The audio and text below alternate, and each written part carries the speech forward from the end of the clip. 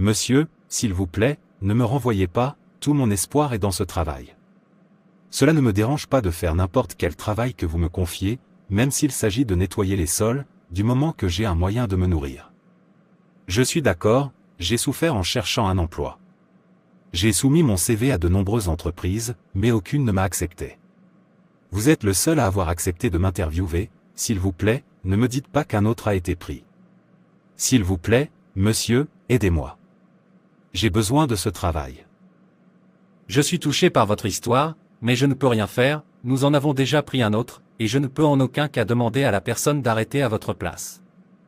Je suis désolé. Vous devez continuer à chercher. Je suis sûr que vous trouverez un emploi.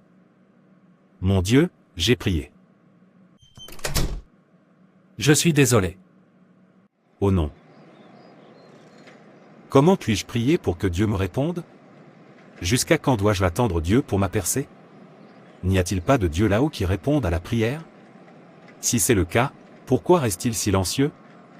Ma douleur ne le touche-t-elle pas? Je pensais qu'il s'en souciait. Ou est-ce que je n'ai pas d'importance pour lui? Oh mon Dieu, s'il te plaît, réponds-moi. J'en ai marre d'attendre. J'en ai marre de chercher. Je suis fatigué de prier, mais rien ne semble changer. Ma foi échoue. J'ai perdu tout mon espoir. Je n'ai plus de seau pour continuer à avancer. S'il te plaît, aide-moi, mon Dieu. Je ne veux pas mettre la main dans le mal par frustration. Je ne veux pas perdre mon âme en enfer à cause de la douleur. Je veux faire le paradis. Je veux vraiment vivre une bonne vie. Pourquoi est-ce difficile à réaliser? Dieu, s'il te plaît, aide-moi. Aide mon âme à ne pas périr. Je suis sur le point de le perdre. Tout ce que je demande, c'est de trouver un emploi. En fait, pourquoi est-ce que je prie? J'ai assez prié. À quoi ça sert de prier quand il ne répond pas? Je l'ai ici, je m'en fiche encore. Tout ce que je vois maintenant et qui me rapportera de l'argent, je le ferai, que ce soit un péché ou non. Je ne peux pas continuer à souffrir et à sourire. Trop c'est trop. Quel est l'avantage de répondre à un enfant de Dieu pendant que nous prions et prions sans recevoir de réponse à nos prières? Bon matin, monsieur. Si j'avais su, j'aurais vécu ma vie comme je la voulais. Qui sait, je n'aurais pas souffert de ne pas avoir de travail. Qu'est-ce qui ne va pas chez lui? Je regrette d'avoir jamais attendu le Seigneur, j'aurais dû suivre le raccourci comme mes amis. Pourquoi pleures-tu, mon frère? Danny. Dieu ne m'est pas du tout fidèle. Il a dit que lorsque nous demandons, nous recevons. Je ne pense pas que ce soit vrai. Je veux dire. Je suis fatigué de l'attendre pour ma percée. On dirait qu'il ne se soucie pas de moi, peut-être qu'il ne sait pas que j'existe. Mon âme ne compte pas pour lui. Ne dis pas ça, s'il te plaît. Si Dieu n'oublie jamais les herbes et les oiseaux, qu'est-ce qui vous fait penser qu'il vous oubliera, vous qui avez été créés à son image? Alors laissez-le me répondre. J'ai besoin d'une percée. J'ai besoin d'un travail. Je cherche un emploi depuis plus d'1 an maintenant et pendant tout ce temps, j'ai prié. J'ai été fidèle. Pourquoi laisse-t-il ses enfants souffrir s'il s'en soucie? Bienheureux est l'homme qui reste ferme dans l'épreuve, car lorsqu'il aura surmonté l'épreuve, il recevra la couronne de vie que Dieu a promise à ceux qui l'aiment. Jacques 1 verset 12. Dans la vie, nous nous trouvons souvent dans une période d'attente, une période où il semble que rien ne change et où nos prières restent sans réponse. Mais rappelez-vous, attendre ne signifie pas que Dieu est absent, cela signifie qu'il vous prépare quelque chose d'extraordinaire. Isaïe 40, verset 31 dit, « Mais ceux qui s'attendent à l'Éternel renouvelleront leur force, ils s'élèveront avec des ailes comme des aigles, ils courront et ne se fatigueront pas, ils marcheront et ne se lasseront pas. » Ne vous lassez pas d'attendre, n'en concluez pas que Dieu ne se soucie plus de vous. Écoute, il s'en soucie. Soyez tranquille devant le Seigneur et attendez-le patiemment, ne vous inquiétez pas à cause de celui qui réussit dans sa voie, à cause de l'homme qui réalise de mauvais projets. Abstenez-vous de la colère et abandonnez la colère. Ne vous inquiétez pas, elle ne tend qu'au mal. Car les méchants seront retranchés, mais ceux qui espèrent l'Éternel hériteront du pays. Psaume 37, versets 7 à 9. N'abandonnez pas. Tu es presque là. Cette saison sera bientôt terminée. Attendez le Seigneur, sois fort et laisse ton cœur reprendre courage. Continuez à attendre le Seigneur. son don s'accompagne d'une joie et d'une paix éternelle. Ayez confiance que le moment choisi par Dieu est parfait et que votre percée est imminente. Même si cela tarde, attendez-le, car cela viendra sûrement, cela ne tardera pas. Habacuc 2, versets 2 à 3. Ayez foi en Dieu et continuez à pousser, sachant que nous ne nous possédons pas. Attendez le Seigneur. Attendez le Seigneur. Jusqu'à quand vais-je continuer à attendre le Seigneur? Je suis fatigué. Dans Luc 18, versets 1 à 8. Alors Jésus raconta à ses disciples la parabole d'une veuve persistante, pour leur montrer qu'ils devaient toujours prier et ne pas abandonner. Il a déclaré, dans une certaine ville, il y avait un juge qui ne craignait pas Dieu et ne se souciait pas de ce que pensaient les gens. Et il y avait une veuve dans cette ville qui ne cessait de venir vers lui pour lui demander, « Accorde-moi justice contre mon adversaire. » Pendant un certain temps, il refusa.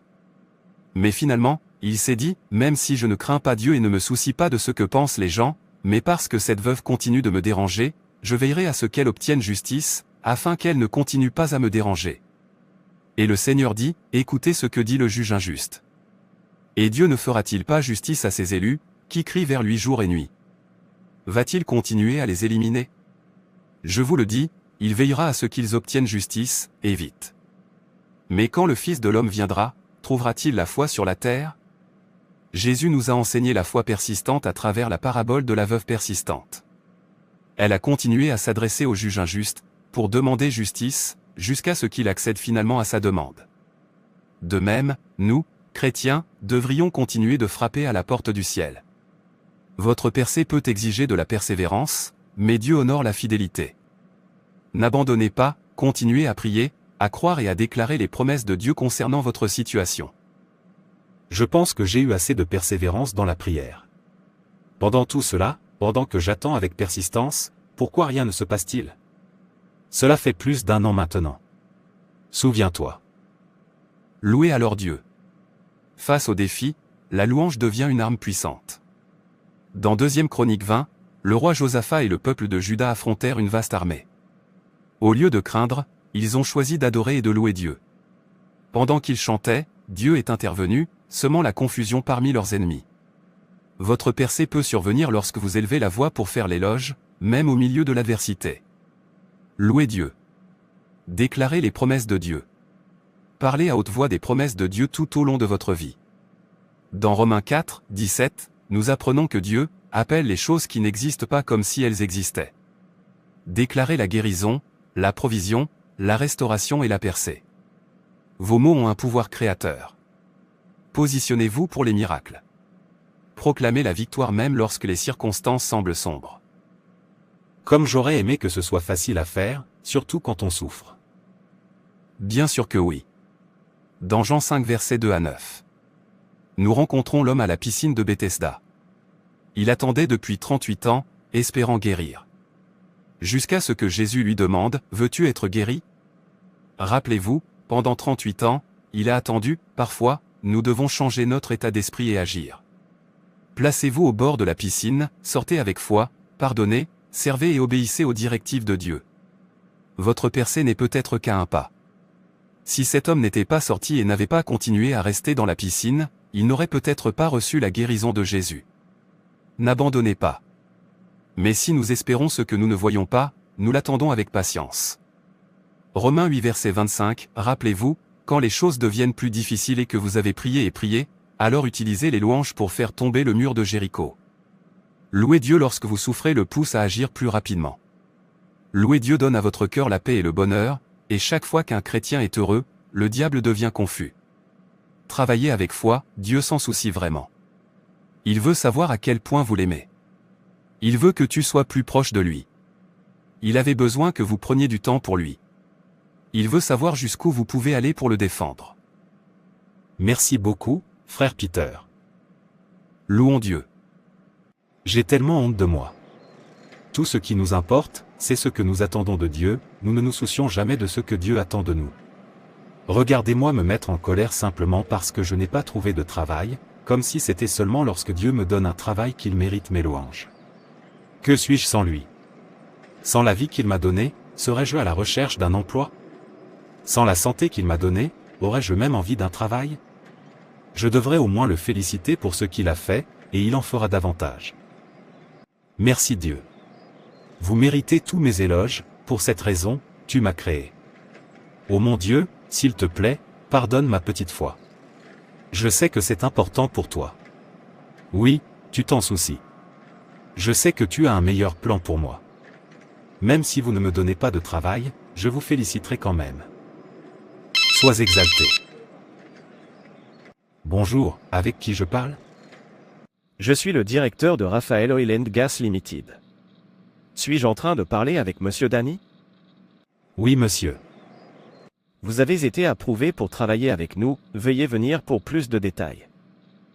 Quoi? Est-ce un rêve? Attends-toi à l'Éternel, et garde sa voie, et il t'élèvera pour posséder le pays, quand les méchants seront retranchés, tu le verras. Psaume 37, verset 34. Bien-aimé, ta percée est proche. Faites confiance au timing de Dieu, persistez dans la foi, louez-le, déclarez ses promesses et préparez-vous à des miracles. Continuez à croire, continuez à prier et regardez Dieu ouvrir des portes que vous n'auriez jamais cru possibles. Votre percée est plus proche que vous ne le pensez. Proverbe 3 versets 5 à 6. Faites confiance au Seigneur de tout votre cœur et ne vous appuyez pas sur votre propre intelligence. Dans toutes vos voies, reconnaissez-le, et il aplanira vos sentiers. Quels que soient les défis auxquels vous faites face, Dieu est à l'œuvre dans les coulisses, orchestrant votre victoire. Ne jamais abandonner. Soyez donc patients, frères, jusqu'à la venue du Seigneur. Voyez comment le laboureur attend les précieux fruits de la terre, en étant patient à son égard, jusqu'à ce qu'il reçoive les premières et les dernières pluies. Toi aussi, sois patient. Affermissez vos cœurs, car la venue du Seigneur est proche. Jacques 5, versets 7 à 8. Ne vous lassez jamais d'attendre le Seigneur pour votre percée. Merci d'avoir regardé, et abonnez-vous, aimez et partagez. Que Dieu te bénisse. Et rappelez-vous, Jésus vous aime vraiment.